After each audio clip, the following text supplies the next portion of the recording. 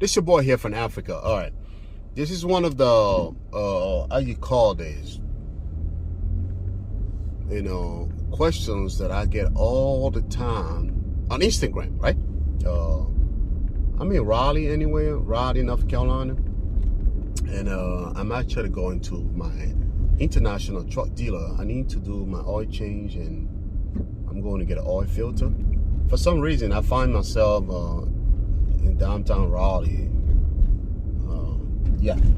So people ask me all the time, Africa, I want to buy a truck. What type of truck should I buy? The size, engine, and all of that. And I want to break it down for you guys. What type of truck, if you're going out there, to buy. All right? Okay. When you going to buy a truck, if you are able to get a 26-foot box truck, get it. A 26-foot box truck, you will make more compared to a 24. I'm not telling you you're not going to make money if you have a 24 box truck, right? But the reason to a 26-foot box, especially many of you guys will see me a lot of times sleeping in my box truck, and these are the reason to that. Because, people ask me, why not you build a custom sleeper, in your truck, things like that. And the reason that I'm not going to build a custom sleeper in my truck is that a 26-foot box is very, very valuable compared to a 24. If you're doing Amazon requirement, I think it's 24 to 26-foot box. I don't even think that Amazon, because when I go on Amazon website, I see 26. I don't see a 24. On the relay, you see 26. You don't see 24. So if you have the money to buy the truck, I would recommend just shoot for 26-foot box. And I will explain that to you in a second. All right? And that's the main reason I am not building a custom sleeper in my truck, because I need my 26-foot box. All right? I've been looking for a box truck with a sleeper, like built-in sleeper, from the manufacturer, not a custom sleeper. So, you see those type of truck, they got a 26-foot box, and they also have an extended cab. It's not a sleeper, it's an extended cab. So then you can, but that extended cab also has a little mattress in it. Because I would say sleeper. If you guys watch the little random video that I did on the 2022 Freightliner, it's a 26-foot box with an extended cab that has a little mattress. All right? I'm looking for those type of truck. You got a little sleeper right there. You got your 26-foot box. All right? Not a 24 box. I've been getting a lot of stuff from broker. A lot of issues from brokers, that make me not want to build a sleeper in my truck. All right? Because you guys remember, I have some video and I talked about cheap freight. What's happening here is that some of these brokers are taking loads from semi truck. So when they're taking load from semi trucks, they don't want to put it on a 24 box. They need a 26-foot box. All right? So I was in South Carolina a couple of weeks ago, and then I booked a load, and the broker told me, do you have a custom sleeper built in your truck? I told him no. He said, take a photo and send it to me. So I took a photo of my truck, inside my truck, and sent it to him. All right? He wanted to know if I don't have a sleeper built behind my seat. I took a photo and sent it to him. The reason to that, broker, when they're taking loads from semi, they don't want to pay semi $4 per mile, $5 per mile, and things like that, which is wrong because they deserve it.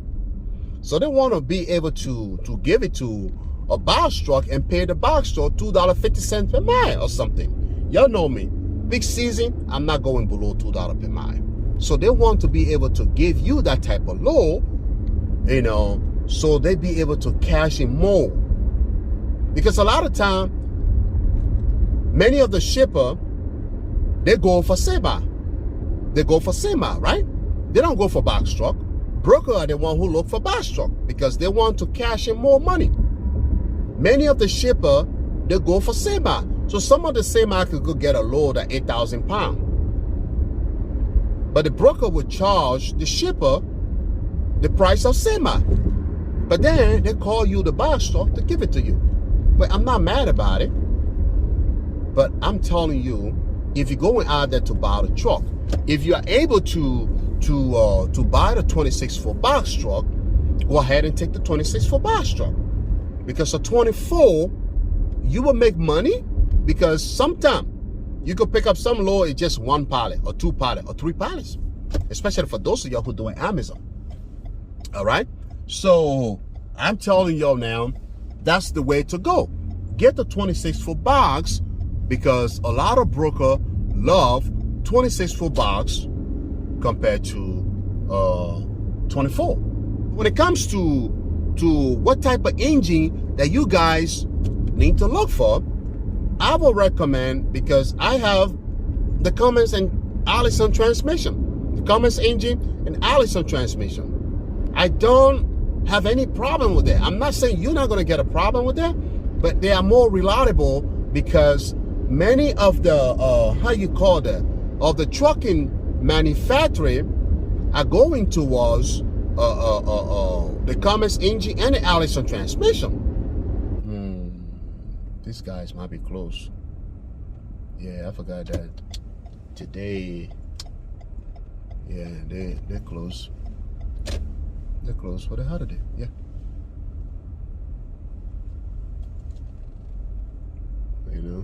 That's crazy. Yeah, they're close for the holiday. Many of the people that I refer to this dealer that got a truck, they never tell me anything about the truck. Because Cummins engine and Allison transmission, they're very reliable. The Cummins engine, many companies are using, even the Freightliner. Freightliner use Cummins engine. Like I was saying earlier, International had a crazy engine that actually messed up the International name, was the Maxforce engine or whatever. You want to stay away from that. If you're buying the International box truck at 2012 or something, that's most likely you're going to get the Maxforce engine. I'm not going to go into history to see when they started using Cummins engine. If you go into buy a truck, ask the dealer, do this truck has a Cummins engine and Allison transmission? If they say yes, go for it. Because my other truck actually had 200,000+ miles now, but it's still running great. I'm not going to tell you that yours not going to whatever. And one of the reasons is that I also maintain it myself. I do myself oil change, and I do myself even a PM prevent maintenance. So I got a grease gun. You guys want to go on Amazon, and I'm going to make a video on that, a grease gun, to grease all the, parts and stuff like that. They have the spot on it to grease that. You plug in the grease gun, you pump it, so it's, to lubricate all of this stuff, right? Those are stuff like that when you take it to the dealer and they charge you heavy. So I do all of that myself. It's not I'm being cheap, but because I know how to do it and I love to do it. I don't like to pay somebody for something that I know how to do.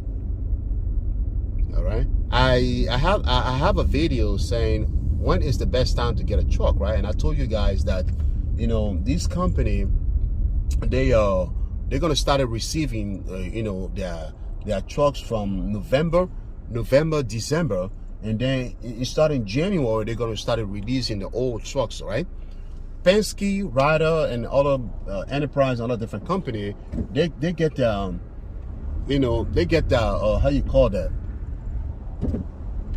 They get the, sorry guys, I was crossing the intersection. They get that new truck starting December, and then starting January, they put the new truck on the market. All right? They put the new truck on the market. But unfortunately, 2022 is going to be rough. It's going to be rough.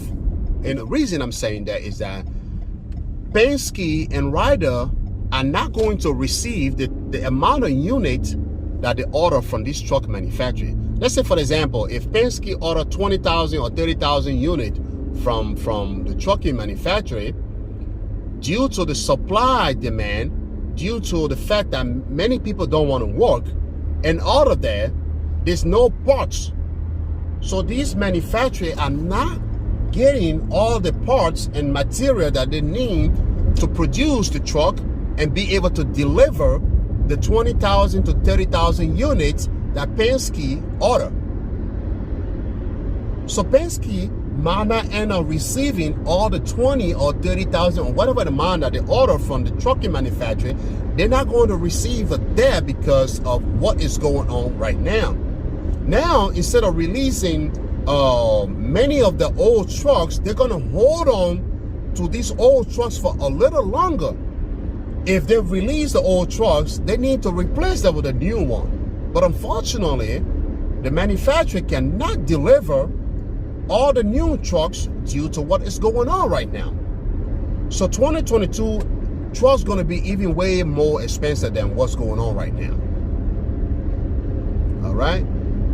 And this company, a lot of time, they usually started releasing their truck, you know, from 150,000 miles. The highest they go is 170 or sometimes 180, but they don't go past 200,000 miles if they have to sell the used truck, right? But this coming year, this company are going to hold on to this truck for a lot longer than ever. So if, let's say in 2022, if you want to buy a used truck from Penske, don't be surprised if you're getting a truck from Penske that over 200,000 miles. Because like I said earlier, they're not getting a brand new truck to be able to release the old trucks. So that's what I know so far about what is going on in the trucking thing. And I want to let you guys know. I hope I answered many of you guys who ask me always on Instagram, what type of truck should I buy? What type of engine? What's the size? And other things like that, right? Go for the 26-foot box. Because with a 26-foot box, you can take a lot more stuff compared to a 24.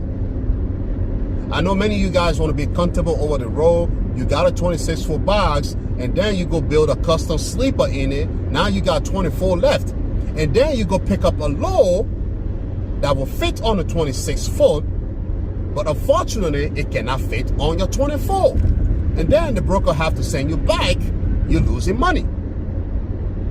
So if you have a 26-foot, leave it like that.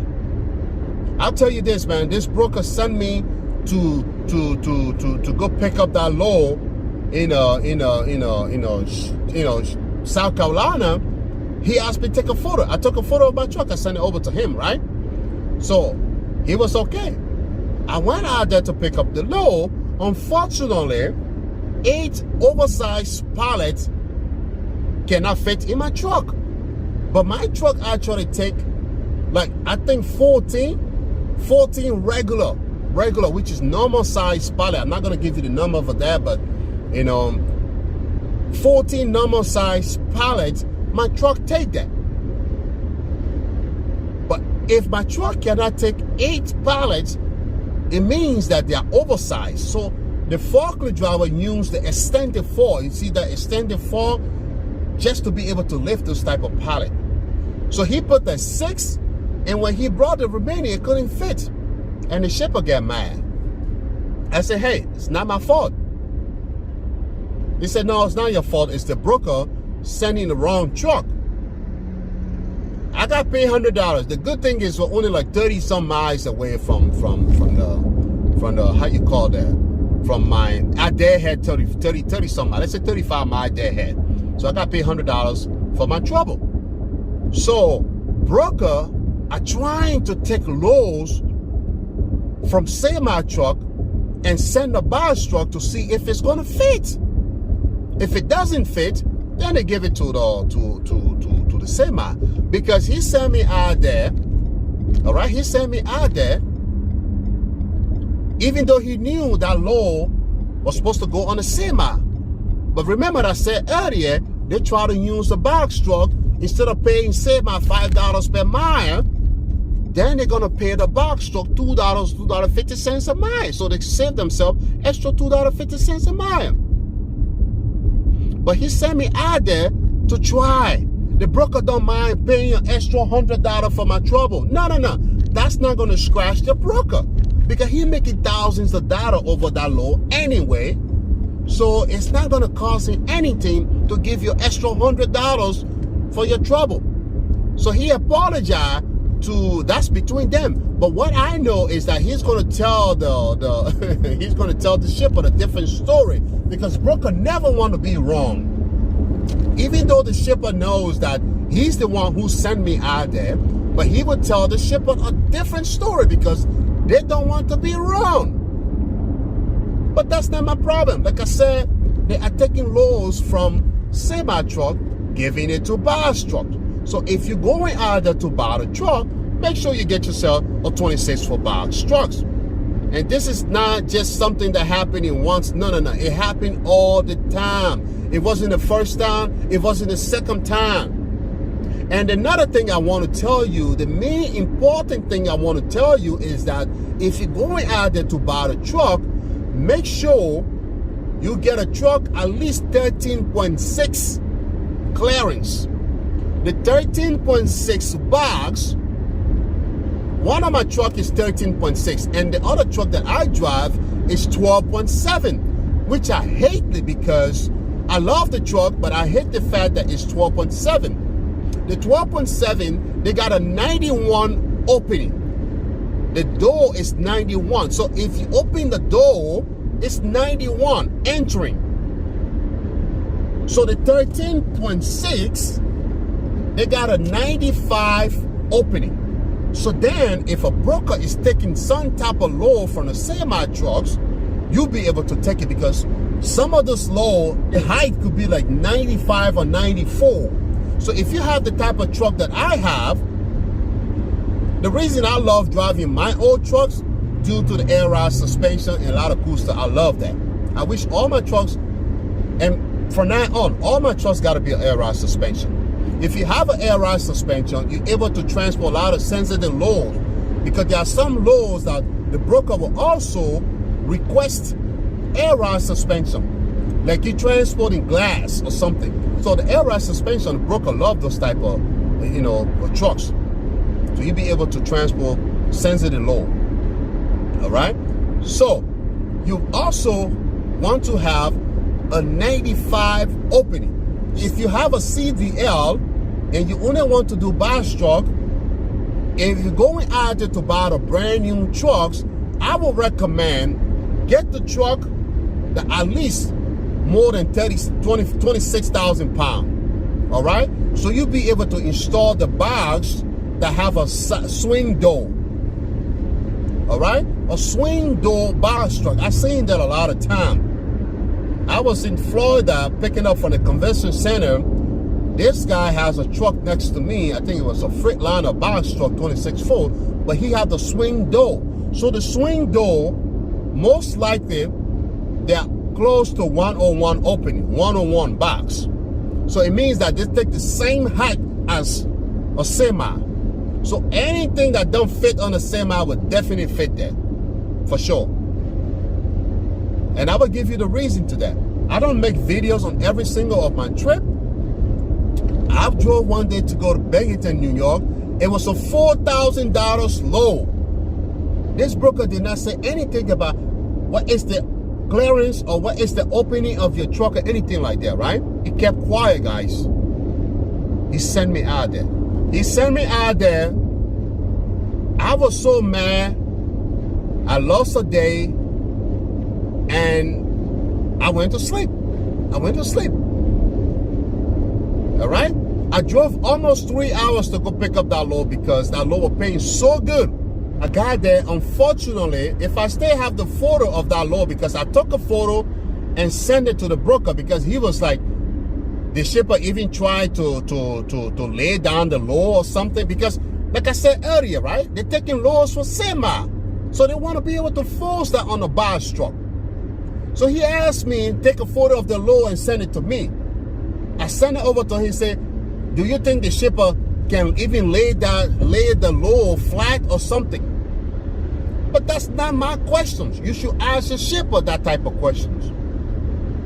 So at the end of the day, he's going to tell the shipper that, oh yeah, I show up with the wrong truck. So you want to get the 13 point something truck. And for those of you who have the class B, C, D, L, if you're looking to build yourself a box truck, go for the swing door. The door that opens sideways that you see on the semi truck.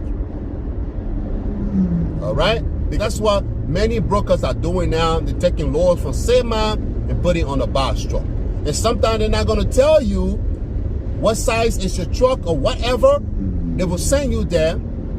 If you try it fit, bingo. They just cash in big. If it doesn't fit, then they send the semi.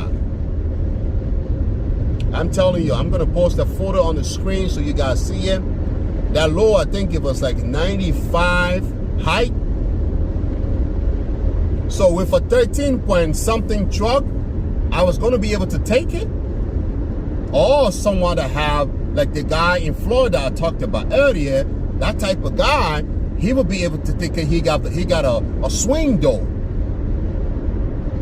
All right? So you guys don't go out there, you know, putting your money into something. If I knew that all of these was going to be an issue, my truck that I have right now won't be a 12.7. I will go more than that. There's no school for this trucking business. So many of us relying on a YouTuber in order to get one or two information. So then, if you find your favorite YouTuber, like and subscribe. So you be part of the channel. All right? I got love for you guys, man. You know, that's what I have for y'all. And I hope this video is helpful. That's the boy from Africa, man. I will see you guys in the next video. Peace and love, man. You guys carry the hustle. Happy New Year to all of y'all out there. 2022, yeah, man, it's going to be a successful year. Hopefully that we able to make more money. Keep the hustle going, man. You know, you hustle hard and you play harder, baby. Peace and love.